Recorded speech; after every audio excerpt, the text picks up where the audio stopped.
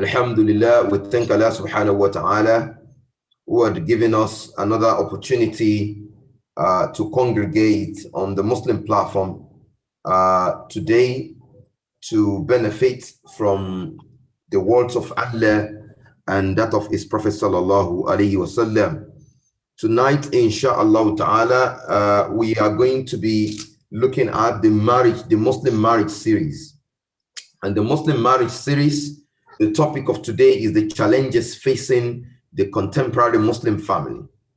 And bi'idhnillahi ta'ala, we are going to be led by one of our Ustadh from Nigeria in Lagos, our Ustadh AbdulKabir Al Asfar.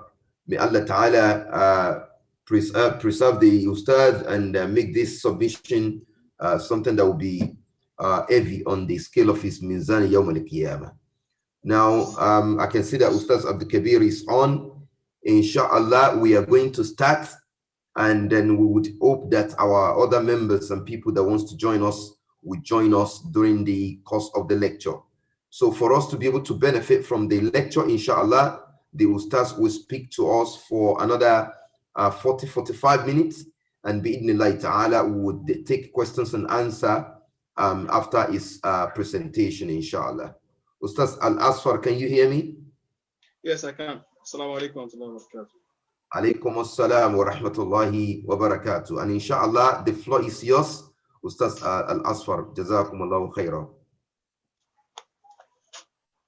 إن الحمد لله نحمده ونستعينه ونستغفره ونعوذ به من شرور أنفسنا ومن سيئات أعمالنا من يهديه الله فلا مضل له ومن يضلل فلا هادي له أشهد أن لا إله إلا الله وحده لا شريك له وأشهد أن محمدا عبده ورسوله وبعد السلام عليكم ورحمة الله وبركاته. It's to discuss with my brothers on this platform. We ask Allah subhanahu wa ta'ala, who has gathered us here in His mercy, not to disperse us in His wrath. إِنَّهُ وَلِيُّ ذَلِكَ وَالْقَادِرُ عَلَيْهِ. What we are going to discuss, since it's more of a discussion, since it's something that it's not something that only experts or specialists can discuss. It's something that concerns every Muslim, every Muslim who's zealous, who's passionate about Islam, and that is the Muslim family. And alhamdulillah, it's my talk is coming as Ustadh AbdulKabir has said, it's in a series of lectures that has to do with the Muslim family. So alhamdulillah, this also asks Allah subhanahu wa ta'ala to make it beneficial, and not only in this world but in the year after. So so I would like to put forward some muqaddimat. So ordinarily in English, muqaddima will say it's introduction, but these are like some preludes to the substance of my discussion. What you would find almost all Islamic groups, all Islamic organizations agree upon is that the Ummah needs reform. Apart from the fact that we visibly see the political subjugation of Muslims, we, especially those of us living outside the country, would have met people who are Uyghurs, would have met people who are Rohingya, would have met people who are, you'd always find a Muslim minority oppressed somewhere or a Muslim majority subjugated somewhere. And then you find it on the lips of virtually every Muslim that's passionate about Islam, the need for reform, the need for Muslims to go back to their initial position of world dominance. I mean, there was a time that we were the reference point, and now it's the West. And then when we talk about reform, there are people who focus on the top, that the change in governance would be a change of the Ummah. And they strive in every way to rectify the Ummah by focusing on the top. For people like me, who believe in a bottom top approach, That is, we can only rectify the ummah by rectifying it from the basis. And all movement that attempt to rectify the ummah from the apex of the pyramid, as in my own opinion, have failed. And at times they've not brought, they've brought greater calamity to the ummah by this methodology. Of course, people may have difference of opinion. So it's, I'm saying it to show how interested people like me and people who share similar view are in the Muslim family. Because the units of every society, the bedrock of every society is the Muslim family. And that is the most basic organizational structure in every society. So if society, if a state, if a community, an empire, whatever the case may be, where human beings gather together, if you have the leaders at the top echelons of this pyramid, the upper hierarchy of the ladder, at the base there, you have the family being the support, the foundation with which props the top up. So if we want change, I believe that we should start from the bottom and then it will reflect on the top. So because of this, there's passionate interest in the Muslim family. So let me talk about defining what the family is. That's مجموعة من الأفراد الذين يرتبطون معا بروابط الدم والزواج ويتفاعلون معا. I picked up this definition from the internet, and I picked it up because I found it very, very applicable. It defines what the family unit is. It says مجموعة من الأفراد, a group of people, of individuals, الذين يرتبطون, that are connected to each other. Ma'an birawabit dam wa zawaj. They are connected either by blood, by kinship, or by marriage. So this is the family unit, a group of people connected by blood or by marriage. And it is very, very important because human beings are not made to be alone. When Allah subhanahu wa ta'ala, you look at the tafsir of the scholars, when Allah subhanahu wa ta'ala mentioned in Surah Al-Baqarah, when he told the angels, when he says, إِنِّي جَائِلٌ فِي الْأَرْضِ خَلِيفَةً, and the angels were like, أَتَجْعَلُ فِيهَا مَنْ يَفْسِدُ فِيهَا وَيَسْفِكُ الدِّمَاءَ إِلَى آخِرِ الْآيَةِ. That Khalifa, you have scholars saying that it does not mean that man is coming to represent Allah subhanahu wa ta'ala. You only serve as a vicegerent for somebody who is not there. Allah, mankind is not succeeding Allah subhanahu wa ta'ala. Rather, mankind is going to be a chain of successors and predecessors. وَإِذَا ذَهَبَ الْآبَاءُ الْأَبْنَاءُ يَرِثُونَهُمْ. That when the fathers go, the sons will take their place. So naturally, we are made to be a family unit. Allah subhanahu wa ta'ala, when he created Adam, what did he do? He created Hawa.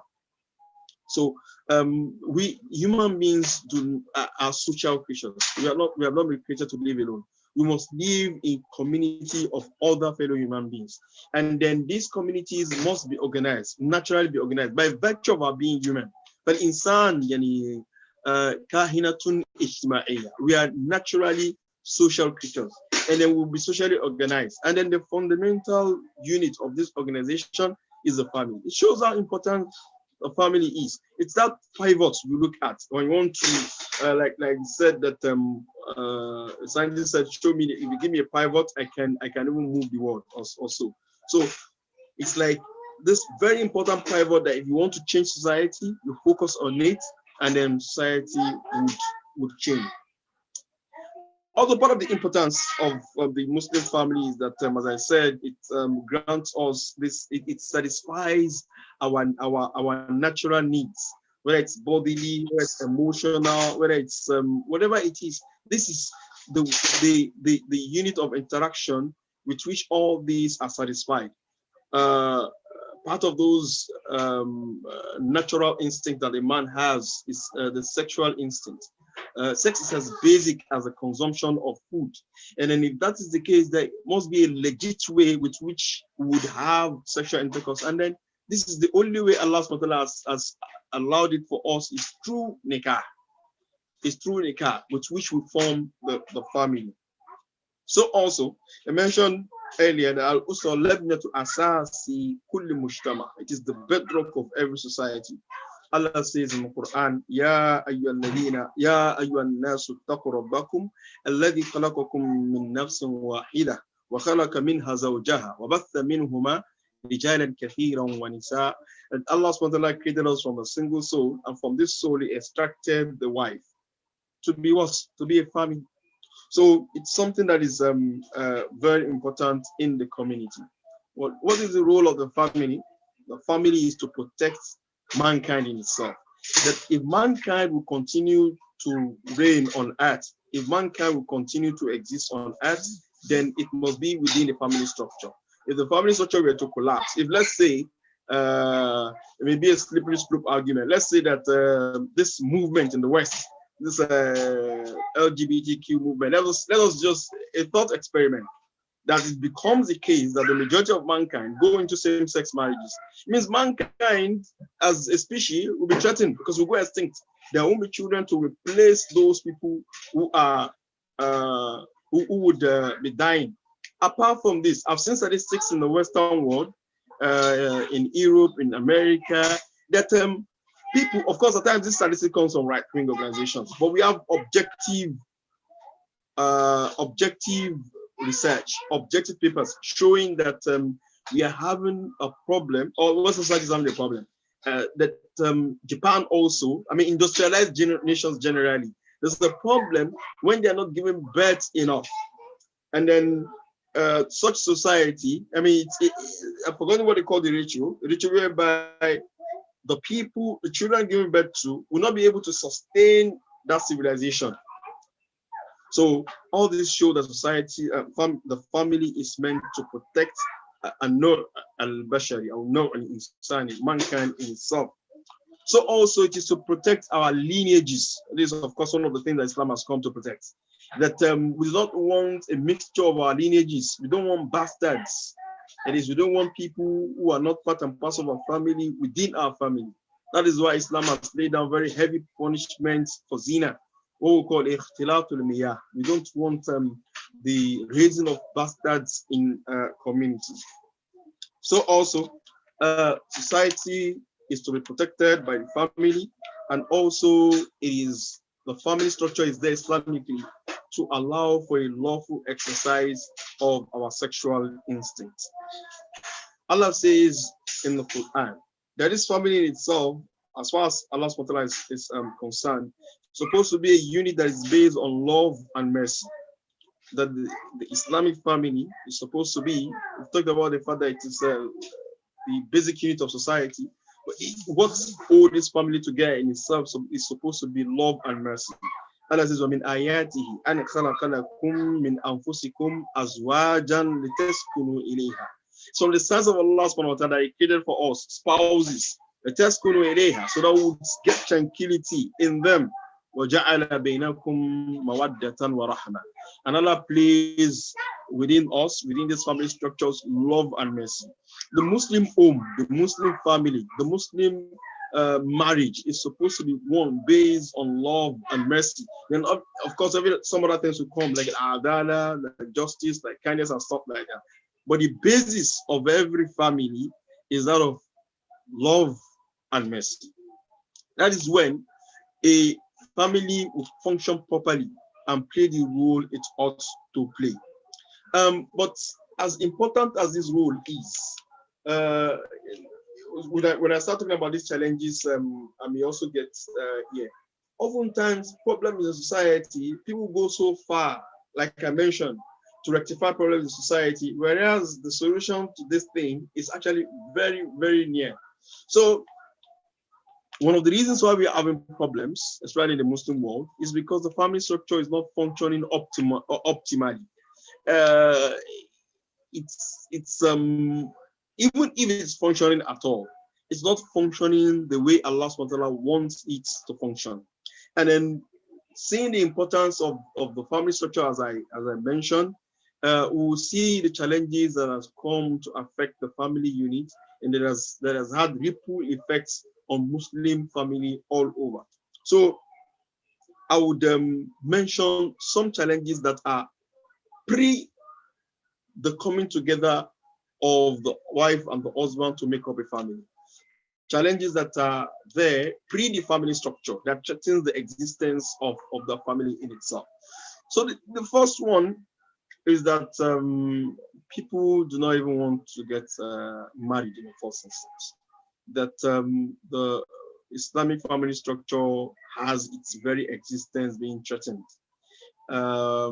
If people could have sex outside marriage, if people could satisfy their desires outside marriage, why on earth should they decide to get married? So very so for some of us, we feel that, well, we are married, but we are not looking at those who are married alone. We are looking at the family structure, what threatens it generally, holistically. So we have this problem that are pre the marriage structure in itself. A lot of young people would prefer to satisfy their urges outside of marriage because marriage comes with responsibility. If one is not religious, let's a thought experiment where we have somebody who's not religious, who's biologically matured, what would prompt that person to get married when the person can have free sex? So in the Western world, there are applications like Tinder or whatever they call it, that people, you can just hook up and have sex and things like that. So even in the non-Western world, the culture, the Western culture of permissiveness, of liberalism is everywhere. So you find you have prostitution. Why should a young man who is why should they get married? There's no motivation outside that of religion that will prompt people to get married. And if they're not getting married, of course, we would have unwanted babies, we would have unwanted pregnancies, we would have high rates of abortion, we would have a lot of problems in society. Problems that oftentimes people think that the solution is an economic reform or whatever reform, whereas the problem is rectifying the basis of society in itself. So number one, Adamu dawafi ila zawaj. We have a problem of people not wanting to get married, especially young Muslims. Number two, some just want to play with marriage. At times you find in religious environments, if somebody is religious enough and then decide that, yeah, I'm going to get married. And then you find people who want to exploit marriage. And these ones, I find them very strange. A sister from the UK on social media called them, she used marriage hitmen. So that was something like that. She used marriage hitmen, something like that. That these people would get married to a sister and then divorce her. And then get married to another sister and then divorce her. And get married to another sister and then divorce her. It doesn't satisfy the rule of marriage in society. Before the marriage starts, that's been defeated. Ash-Shatibi mentioned in his Muwafaqat, when he was talking about the fact that we can use the objectives of the Sharia. Ash-Shatibi was probably the first scholar to say that the Sharia in itself has universal aims and objectives. And then he mentioned that these universal aims and objective can be seen in the protection of 6 or 5 basic things. Sheikh Amr al-Badi said, "Masalu al-ibad al-musalah, lisad bi ujjatin wa qila mumala, wa yaduriyat wa lihajatu, tahsinuha rattaba thiqatu, awwaluha an-nafsu, awwaluha ad-dinu, fan-nafsu, fan-naslu, fal-aqlu, famalu khamsu." Mention those 5 things. The first one is the deen. The entirety of the Sharia, of Islamic Sharia, the Quran, the Sunnah, you can go through this inductively and come out that the Sharia has come to protect these 5 things: the religion, the deen, the life of human beings, the property, their honor, their family. Honor, family, I'll put them in point 4. And then the last one, their wealth. So all these 5 things, or 6 according to some, when they are violated, you have the Sharia dealing with them very harshly. In fact, any serious rule of the Sharia, like cut the hand, like lash them, like stone them, you find them in the violation of these things that have been mentioned. So Ash-Shatibi, going back to Ash-Shatibi, he said one of the objectives of the Sharia in Islam is for us to have offspring. If you're going to have a marriage whereby you would not want to have offspring just for the sake of it, okay, so then that marriage will not be deemed to be valid. So because the Sharia has laid down rules and objectives what it wants to achieve by advocating for marriage. So okay, I remember what the sister used. She used the word marriage bandits. Marriage bandits. These ones are from Religious people will not want to get married at all. They rather want to fornicate and stuff like that. Some of these religious people who are mischievous who want to get married, but want to hit and run, marry somebody, dump her, and listen. These are some of the problems we have threatening the Muslim home. And of course, all these goes around the problem of zina. The irreligious person wants to satisfy his sexual urge illegitimately, and then of course, yeah. I mean, now some prostitutes. Okay, we have the official prostitutes that get money from you. We have loose women all around that you don't even need to pay. You just have an illicit relationship with them, and then you go on. For religious people, these things happen. And then, of course, we have the people that I mentioned earlier. It's also zina. They want to satisfy their urge, but they don't want to do it the legitimate way. So they get married to people, force them and throw them off. These are part of the problems in Muslim societies. Then the third problem before marriage are the spread of deviant ideas coming from the West, like feminism and niswiya. This is a cancer. I mean, because the dominant civilization today is a Western one. Some of the amorad, the sickness of the Western world, nowhere is safe now in an era of globalization. I mean, when some 10 years ago, we talk about globalization, it seems something very far. Now, with the era of the mobile phone, with the era of Facebook, Instagram, and all this stuff, Twitter and things like that, you find very slight differences in our community. Apart from cultural differences, cultural differences, you find the same malady, the same problems within Muslim societies. So niswiya, feminism is a problem. And of course, when I say feminism, doesn't mean advocating for women's rights within the ambit of the Sharia. This is the Messenger of Allah advocated for Muslim rights, for women's rights, the rights of the girl child in Medina. The girl child were buried alive, and Islam came to abolish it. Allah says, the first verse I mentioned in Takwir, Allah says, on the day of resurrection, the girl child that was buried alive would ask Allah to ask her parents, why was she buried alive? Because the Arabs were doing this. Allah says in Surah Al-Isra, وَلَا تَقْتُلُوا أَوْلَادَكُمْ خَشْيَةَ إِمْلَاقٍ. Do not kill your children because of the fear of poverty. وَلَا تَقْتُلُوا أَوْلَادَكُمْ مِنْ إِمْلَاقٍ. Allah says, وَإِذَا بُشِّرَ أَحَدٌ بِالْأُنثَى ظَلَّ وَجْهُهُ مُسْوَدًّا وَكَذِيبٌ. If you tell an Arab man in pre-Islamic Arabia that his wife gave birth to a girl, ظَلَّ وَجْهُهُ مُسْوَدًّا وَكَذِيبٌ, his countenance will change. He becomes very angry, because to have a girl child is a shame in pre-Islamic Arabia. يَتَوَارَى مِنَ الْقَوْمِ مِنْ سُوءِ مَا بُشِّرَ بِهِ. He begins to hide. This man that his wife gave birth to a girl child begins to hide. Doesn't want people to know that he gave birth to a girl child. مِنْ سُوءِ مَا بُشِّرَ بِهِ. Because what he was told that he gave birth to a girl child is seen to be evil. And he has two options. أَمْ يُمْسِكُهُ عَلَى هُونٍ أَمْ يَدُسُّهُ بِالتُّرَابِ. Either to take the girl child and raise her in shame, or do what? Or bury her alive. The Prophet abolished all this. The fact that women were like property, the Prophet abolished all this. So the Prophet ﷺ campaigned for the rights of women. When we talk about feminism, we are talking about people who are advocating for ilgha'il fawariq bayn al-dhukur wal-inath. People who are advocating that all the differences between male and female should be abrogated, should be removed, should be nullified. That the female should actively compete with the male in everything. There's a man in the West there. What's his name? Jordan Peterson. He's a Kafir, but at times I like the way he handles some of these things. When he said that, okay, we want there to be equality between the sexes. And he would ask them, okay, if you're saying about equality, why are you focusing on jobs alone? What about the prisons? Like, look, males outnumber the females in those places. So this feminism is part of the problems threatening our families. And for educated people, which a lot of us are, who understand English, it goes right down into the homes of people, creating havoc. And at times you find a situation whereby this feminism has a fertile ground to grow.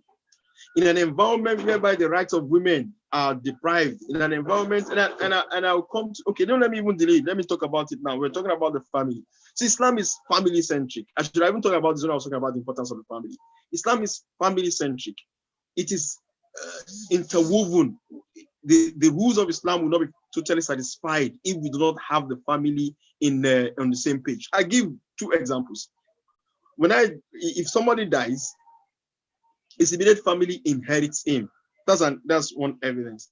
So if somebody dies now with a male child, the father, and he has a father, a mother, the father inherits, the mother inherits, the wife inherits because she's married to him, the children inherit. Without a male child or without children at all, his sibling brothers would inherit him. At times, the sibling brothers are not there, the uncles will inherit him. We'll call these people al asaba, those people who do not have a portion in the Quran, but they can inherit when they are in. So you see, even if you don't know your uncle from Adam, because we live in individualistic homes now. So according to Sharia, the uncle you not know, if you die, we are going to give part of your estate to the uncle, to your uncle, certain circumstances, the paternal ones. So also, when it comes to giving sadaqah, there's the Sharia gives those people who are your relatives a preference. So much so that the scholars differ amongst themselves that to what extent is it compulsory on us to spend on our family. Some of the opinion that is those people who are our maharim, who cannot marry, so incumbent on us to spend on them, as it is incumbent on our parents. Some say that no, they are the asaba, the akila, and stuff like this. So that's number one, inheritance. Number two, if I think they call this manslaughter in common law, in English law. So I was driving my car and I was overspeeding. I hit somebody. I didn't want to kill him, but I hit somebody. That is qatlu khata. I killed somebody out of error. And then I have to pay the blood money. 100 camels at the time of the Prophet ﷺ. In Nigeria now, it's in millions. The last time I checked, I've forgotten the figure. It's in millions. 1,000 gold coin now. So for manslaughter, I'm not the one that would be responsible solely for paying that money. According to Maliki fiqh, I also would share out of it. But according to other fiqh, I will not even other madhahib, I will not even pay a dime out of it. So let's even say I'm going to pay out of it.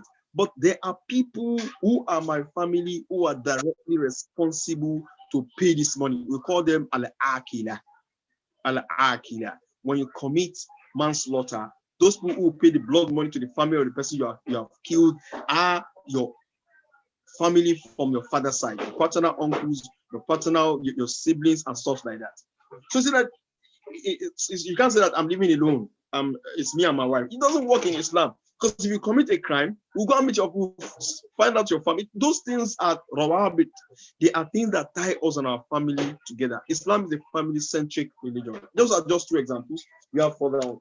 So I went off the tangent when I was talking about feminism. This feminism destroys this structure. It causes problems in the structure. One wants the male and female to be equal in society, so much so that in the Scandinavian countries, you have to have equal times to take care of the child. You have to have all these things that people are advocating, and they are striking at the family, whereby the mother goes out to work just like the father. Who takes up the children? Nobody. In Nigeria, I'm hearing cases of somebody taking a 2-year-old boy or 2-year-old child to a school, a boarding school.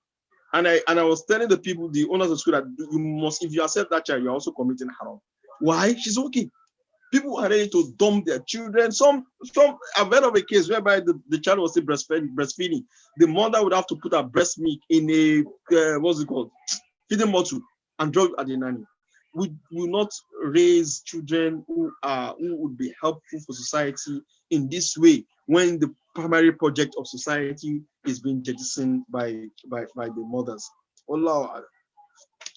So, and then of course, just as I talked about, same-sex marriages is happening now, being heavily promoted. So I see it on BBC at times. They run shows, they run skits whereby they propagate same-sex marriages in our community. And one may assume that traditional communities are immune. It is failing.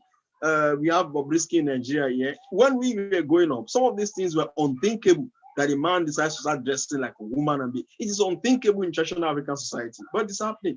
I asked a brother in Bangladesh, and he said that middle class, upper middle class people in Bangladesh are also infested with this with this cancer. The same thing in Pakistan. Liberals in Pakistan advocating for nonsense. So these are problems we have in society. This afkar hadama, same-sex marriages and LGBTQ and stuff like that.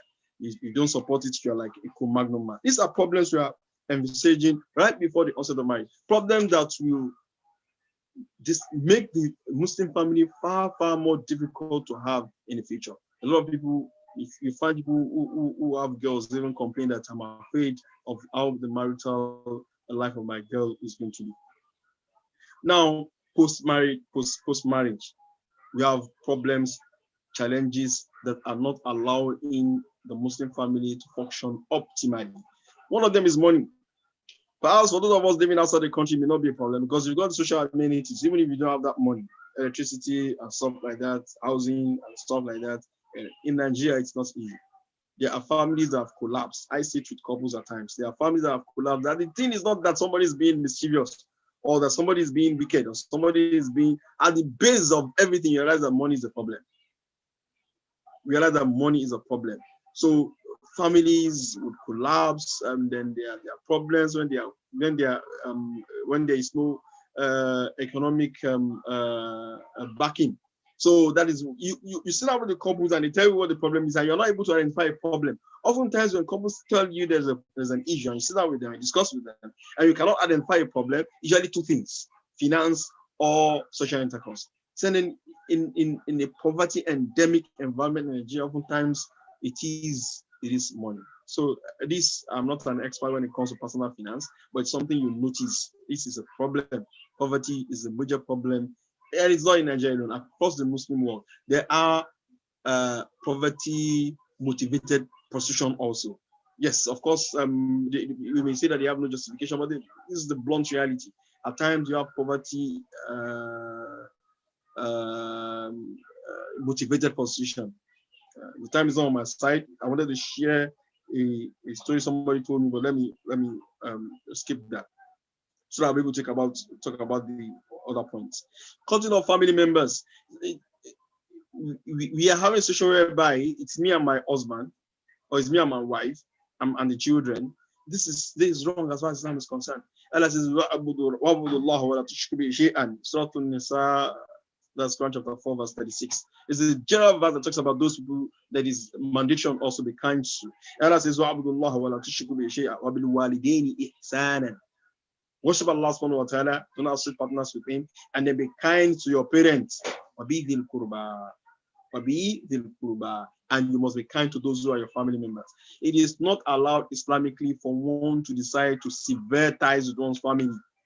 It is haram. It may even be a major sin to cut off our family ties. So we visit them, we allow them visit. Of course, of course, we would imbibe Islamic values, Islamic rules as we allow this. But it's not allowed Islamically, for whatever reasons, to decide to sever connection with our families. These are problems that we're having in society. So these are some of the problems that are challenges that we are facing as a family, where the family cannot function optimally. And then we have, if the family does not, the aim of the family is to, the major aim of the family, all we've talked about there, they should be love and mercy, they should come together, and all this is to produce, and I think I mentioned it briefly when I was talking about in Ja'il al Khalifa, is to produce successors who would imbibe Islamic values, who will be better than us Islamically, who also produce offspring, set up a chain reaction that will reflect the society at the end of the day, whereby society would be the best for it. So if the family structure is absent, or if it is threatened with all some of these things I've mentioned, then the family will not be able to do this. Children from broken homes will not be able to do what we expect. They will not be properly taught Islamically. They will not be properly raised Islamically, and stuff like this. So the role of the family in producing children with a set of values that reflect that Islam will be defeated. Hence, it is an onus on every Muslim to try as much as possible to make his own family work, his own family make it work. And then, and of course, these are some of the solutions I'm going to suggest. So also, because a Muslim by default is a caller to Islam, to make other families also work, to tell people about the importance of the family. Oftentimes, somebody who cannot, his own family, he can't take care of it, but he's there looking at government and saying that government, if you cannot handle your immediate family, what right do you have to say that you want to criticize others? It's one of those things that Jordan Peterson always say, and it ties with Islam. He says that, look, if I watched an interview where he said that you can't arrange your room, you are complaining about climate change. Arrange your own room, that's your immediate environment first. And it's like what Islam says. Allah says, so you, those who have believed, protect yourself first, wa ahlikum, and your family from what? From hellfire. So somebody cannot, it doesn't have a functional family, and if you believe that he wants to change society, so it should start from our own family, start from those who are around us. The ability to build a sound society rests squarely on individual families. If we are able to sustain our family, then we should know that the family is not just there for enjoyment and recreation. No, it is our responsibility to train children who are going to be ambassadors of Islam. Some families fail in this regard. If you are saying Muslim families, I will not mention a very popular sheikh in the north who died, and I was shocked when I learned that one of his child almost died an atheist. It was like unbelievable. Some said he died an atheist, but brother said no, he only romanced atheism for a time. We are having children who are imbibing complete Western values. Liberalism, even liberalism is even a bit mild when you compare with atheism. We're having children who are doubting their Islam, living their Islam or something. So it's also important for Muslims to understand that it is their responsibility to raise children who are going to be knowledgeable about Islam and who will not allow Islam to die within that particular family.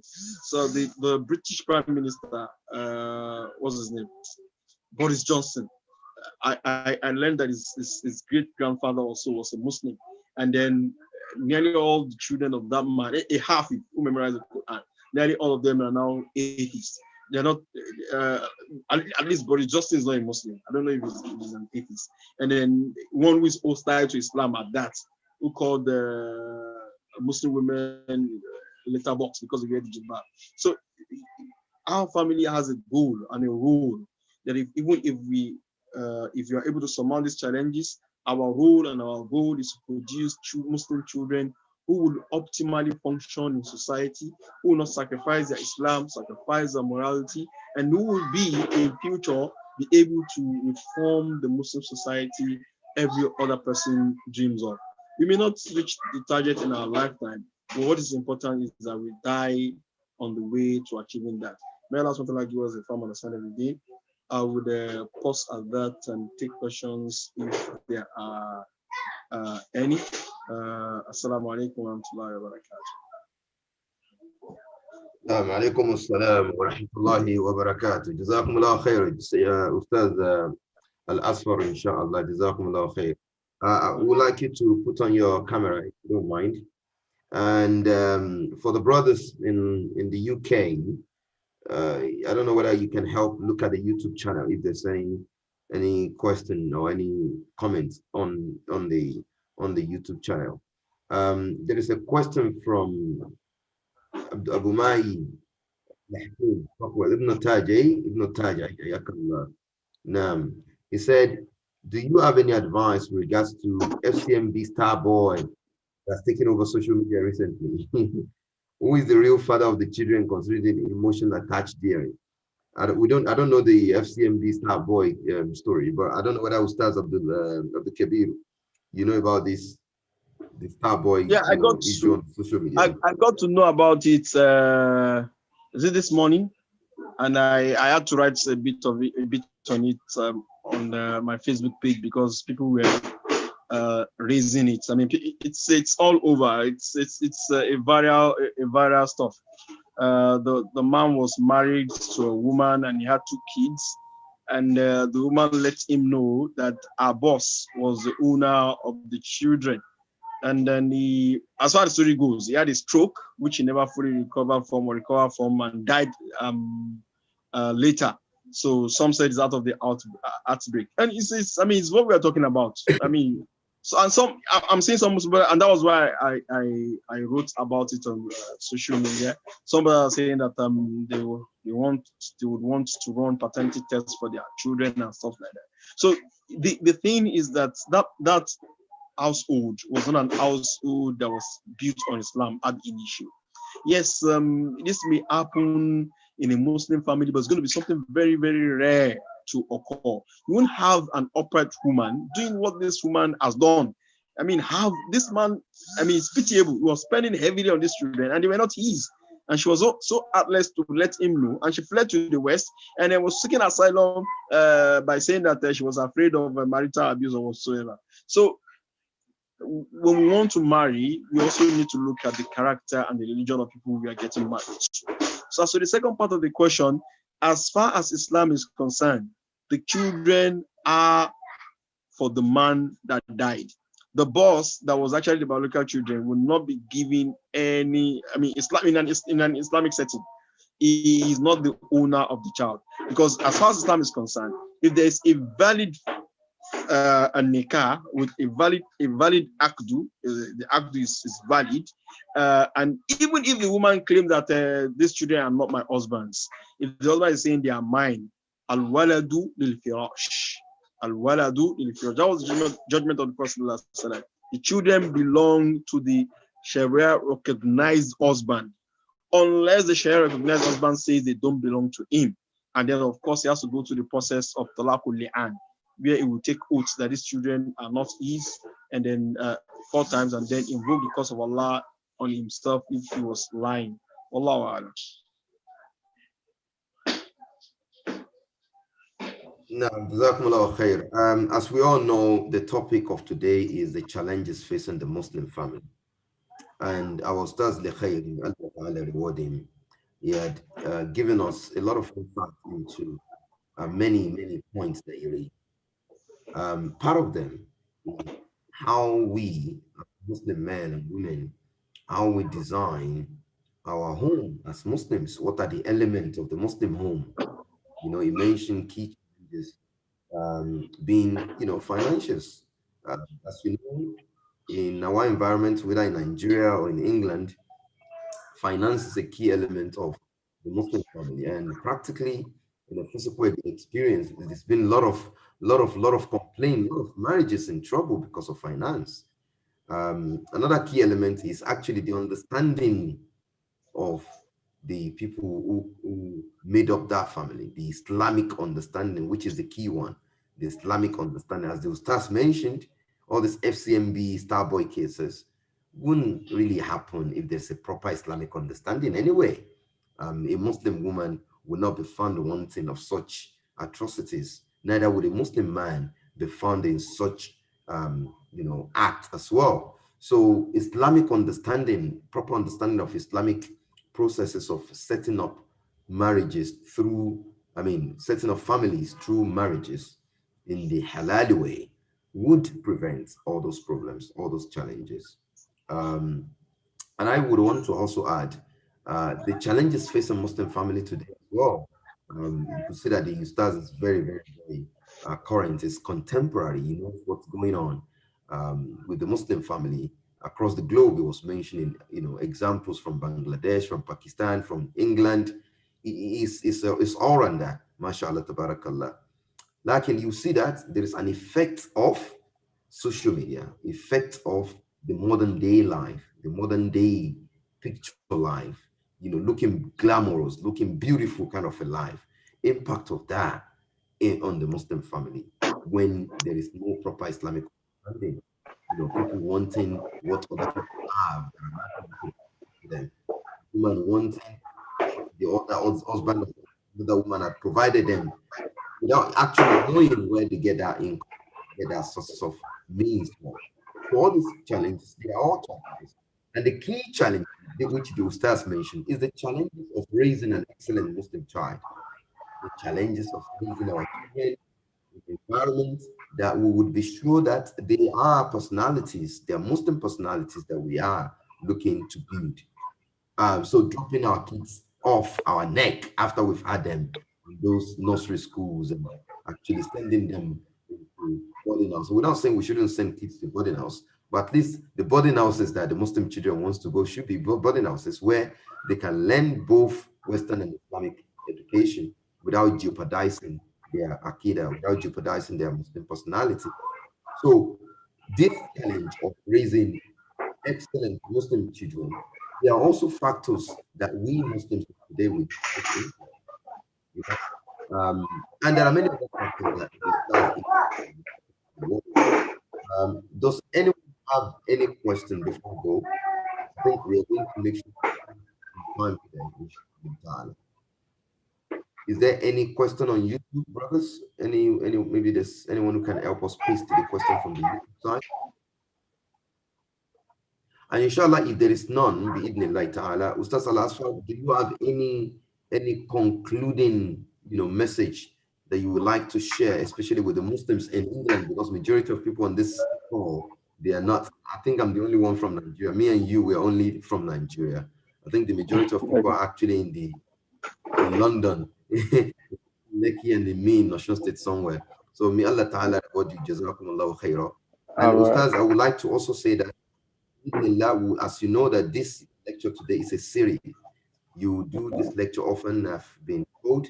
We would like to make sure that we invite you, inshallah ta'ala, to keep telling us about, other topics that you have delivered and things that you've written about. Jazakumullahu khairan. May Allah ta'ala reward you. So without further ado, do you concluding comment and inshallah make dua for us. May Allah subhanahu put this in our scale of good deeds on the day of resurrection, and then make it beneficial for us in this world and the year after. I think any concluding remark I'm going to say is that this is the area that we really need to be very serious with our religion. A lot of our kids look up to us when it comes to the practice of Islam. Let them see the reflection of Islam in us. Let us also be serious with Islam. This is if we cannot change the entirety of society at once, we should change what is within our capability of changing our own life. Let it reflect Islam. Our family's life reflect Islam, and inshallah subhanahu wa ta'ala, it will be beneficial for us not only in this world but in the year after. Assalamu alaikum wa barakatuh. Alaikum assalam wa rahmatullahi wa barakatuh. Jazakumullahu khair. So, announcement from the Muslim platform is that next week is going to be the Muslim in Business series, and we hope bi'idhnillah we are speaking to an expert in Islamic finance who is hopefully going to confirm, and another sheikh who has his qualification in Sharia and is a specialist in Islamic finance as well. Element of that we'll be going to be looking at next week bi'idhnillah ta'ala. And in the subsequent classes, as we said before, will be those classes that relate to Aqidah and the Usul Sunnah of Imam Ahmed that we normally do. Those two permanent classes would encourage everybody to try as much as possible to dial into those classes as well and to spread the news, inshallah ta'ala. We ask Allah subhanahu wa ta'ala to reward Ustadh AbdulKabir Al Asfar and to Candice and many others doing somewhere else as goodness on your scale of Qiyamah, and count it for us, all the brothers in attendance and all the brothers who are behind the scenes on the Muslim platform, the guys who are working in IT, the guys who are working in making sure that the program is still ongoing. We ask Allah subhanahu wa ta'ala to reward every one of you abundantly and to make all us the gate of paradise al-a'la. Jazakumullahu khairan wa assalamu alaikum wa rahmatullahi ta'ala wa barakatuh.